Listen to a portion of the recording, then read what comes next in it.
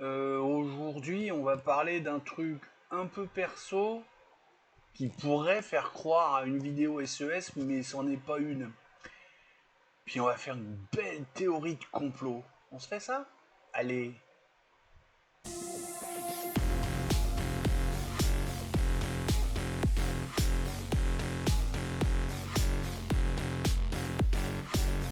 Salut mes biloutiers. Café? Bon. Le petit point planning? Comme d'hab. C'est sympa, je trouve. Demain, on va parler du QR code. Hein, comme j'ai dit hier, je vais me faire des copains avec ça. N'inquiétez pas, ça va bien se passer. Ah, faudrait que je trouve le gars là, en Marcel qui fait oh, ça va bien se passer. Ouais, j'essaie de faire quelques incrustations, voilà, pour je sais pas, je vais voir. Vous me dites, les commentaires sont là pour que vous me dites, pour que mais à bla, pour que vous me dites, pour que vous me disiez ce que vous en pensez. Après-demain, on va démarrer la série sur les mots en isme, les doctrines politiques, et on va commencer par mon préféré au saumon, le souverainisme. Bon,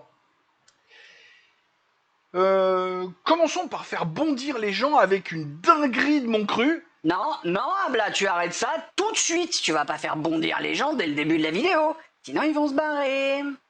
Enfin, le cru de ma défunte mère.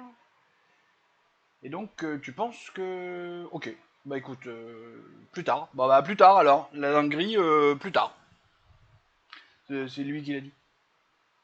Vous savez pas qui c'est? Bah ça fait partie de mes nouveautés. Bon, de quoi allons-nous parler aujourd'hui? Je voudrais attirer votre attention sur un truc qui me paraît un peu incohérent et qui me concerne un petit poil. Il paraît que la France est le pays qui consomme le plus d'antidépresseurs. Bon, alors ça c'est une idée reçue, c'est faux. C'est l'Islande. Après, il faut voir si on parle d'antidépresseurs par habitant ou en tonnage global. Mais pour l'instant, toutes les études que j'ai vues, euh, c'est pas nous. Mais en même temps, j'ai envie de dire, la France, avec le président qu'elle a actuellement depuis beaucoup trop longtemps, si elle bouffe des antidépresseurs, je la comprends. Plus sérieusement, des études pour les Émérites 40 services. Go la description, hein, comme toujours.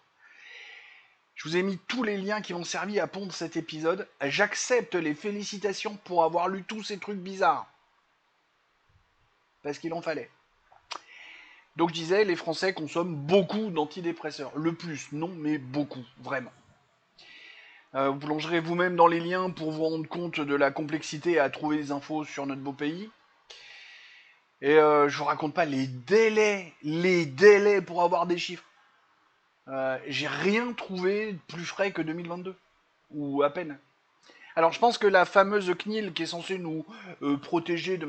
Non, qui nous protège de que dalle, mais elle est derrière toutes les interdictions de croisement de fichiers.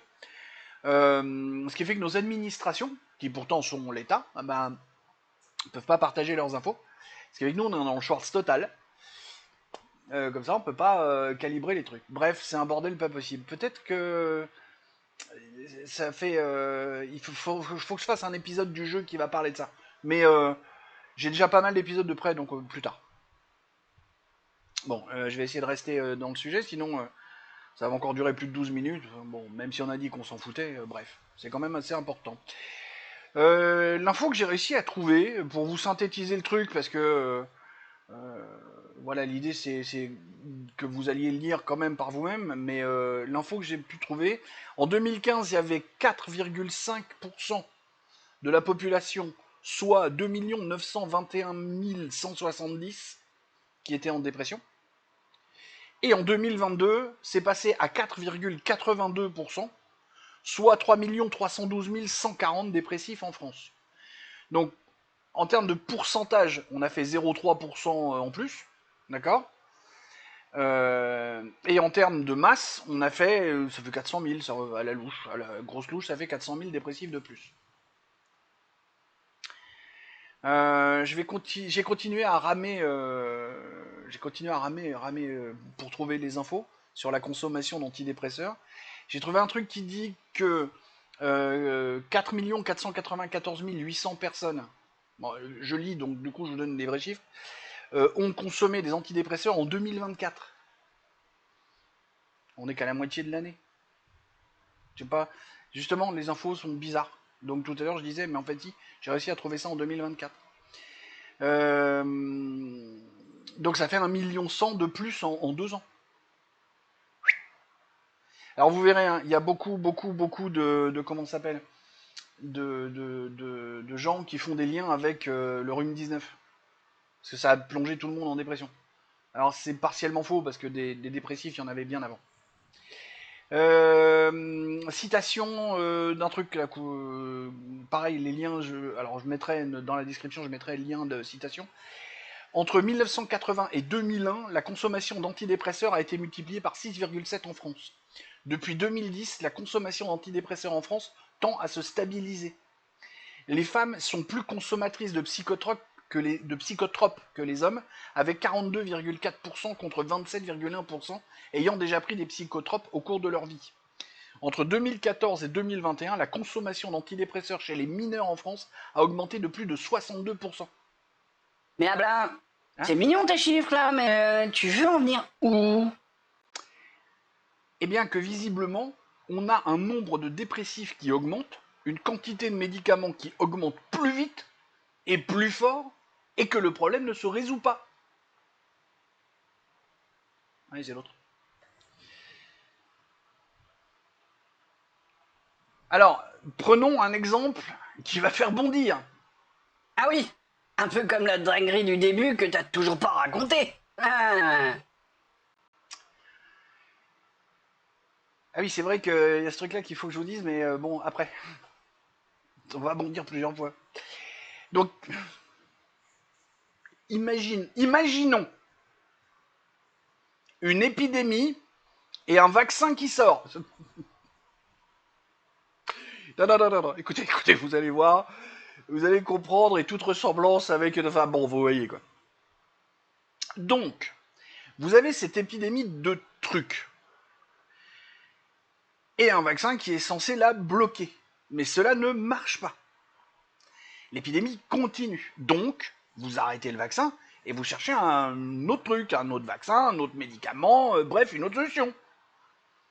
Mais là, avec la dépression, parce que l'idée c'était pas de reparler du vieux truc, là, c'est de parler de la dépression, on a de plus en plus dépressifs, on leur fait bouffer de plus en plus d'antidépresseurs, et cela ne fait baisser ni le nombre, ni l'intensité des dépressions.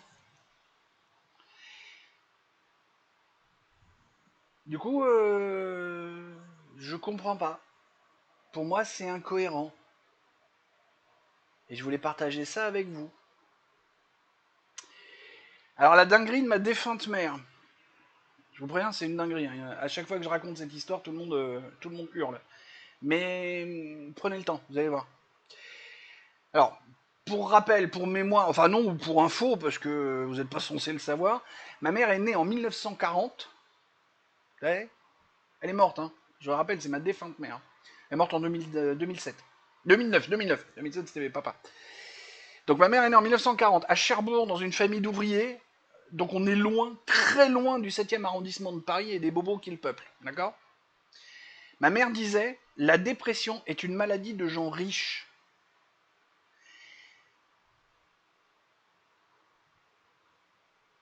Ce qu'il faut bien comprendre là-dedans, alors c'est peut-être faux maintenant, justement, il y a peut-être un problème avec toute cette consommation d'antidépresseurs. Ce qu'il faut bien comprendre, c'est que du temps de ma mère et avec le mode de vie de ma mère, et donc de... Ma mère, c'est même pas une boumeuse, puisqu'elle est née avant 45. Donc vous voyez, c'est... Pourquoi elle disait ça? Parce que c'est vrai que pris comme ça, t'es un connard de dire ça. C'est juste que l'idéal pour guérir une dépression, c'est de s'arrêter. Donc sous-entendu, s'arrêter de travailler, de s'arrêter de... Il faut... On le voit bien, avec moi je me suis basculé en arrêt maladie parce que je ne peux plus aller travailler. Sauf qu'une dépression, ça met des mois, voire des années à être guéri. Ma dépression, elle a commencé en 2011.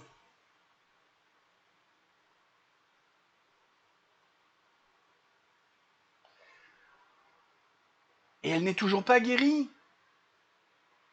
Les antidépresseurs marchent pas, bref. Autre sujet. Ma mère disait que c'est une maladie de gens riches parce que si t'as pas les moyens financiers pour t'arrêter, je pense à un couple de smicards par exemple. Avec tout le respect que j'ai pour ces gens-là, encore une fois. Hein. À chaque fois quand je dis smicard, c'est pas méchant. Imagine, t'es deux, tu vis à deux, t'es bien, tranquille, hein, on va même pas mettre d'enfants dans la boucle. Hein. Tu démarres dans la vie, t'as 25 ans, et puis t'es payé au SMIC tous les deux. Puis il y en a un des deux, je sais pas, qui a une merde qui lui tombe dessus, un décès, je sais pas, un truc, pim, qui tombe en dépression.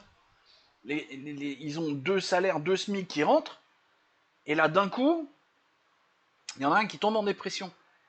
Et qui peut pas s'arrêter à long terme, parce qu'il va perdre un bout de son salaire. Ils font comment pour vivre? Comment il fait ce couple pour survivre? Parce que déjà à deux avec un SMIC chacun, ils ont déjà du mal. Alors t'imagines si on... Parce que, regarde moi, j'ai un gros salaire, j'ai du bol.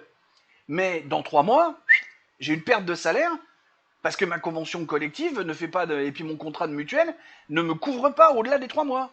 Il y a les 3 mois des 90 jours de je sais plus comment ça s'appelle, de machin de maladie où t'es plein pot, et puis après, sting, 20% de salaire je vais avoir en moins.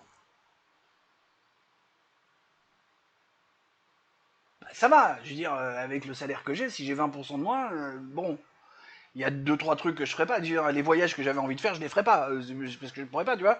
Mais me priver de voyage, c'est pas bien grave. Comparé à des smicards qui vont être obligés de se priver de bouffer. D'accord? C'était là que ma mère voulait en venir en disant, la dépression, c'est une maladie de gens riches. Parce que bah, si t'as pas les moyens, ta dépression, tu la tailles en pointe et tu t'assois dessus. Et t'es obligé de gérer avec. Et c'est ça qui est malheureux. C'est ça qui me rend triste. Et qui me donne des envies de machin. Bref.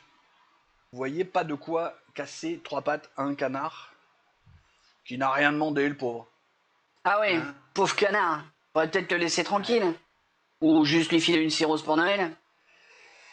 Mais pour revenir sur le sujet, je me demande si, par hasard, on n'aurait pas des gens qui se disent que de filer des antidépresseurs à une population, car il y a aussi ceux qui en bouffent sans en parler aux médecins. Si, ça existe. Est-ce que cela rendrait pas une population plus docile et plus facile à gouverner? Ok, hein, théorie de complot la plus pure, la plus dure, mais j'ai un léger doute qui me gratte au fond de la gorge.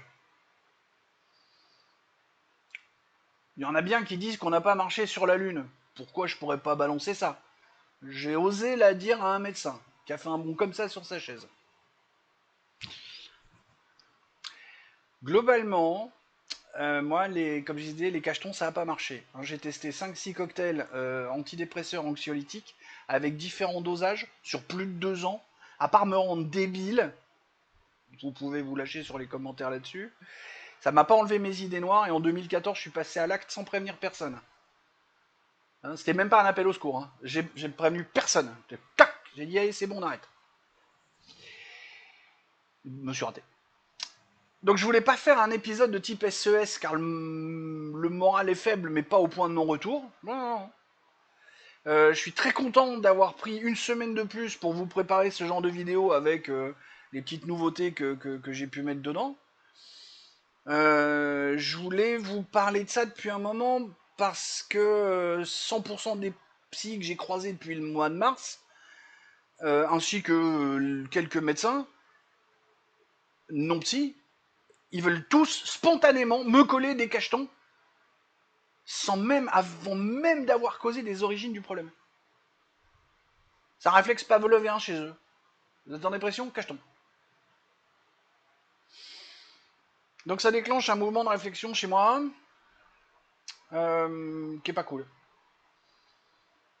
N'hésitez pas à me partager vos ressentis, vos expériences sur le sujet, je suis toujours preneur. Voilà. Allez, cherchez bonne parole, des poutous. Et heureusement, pas Philippe.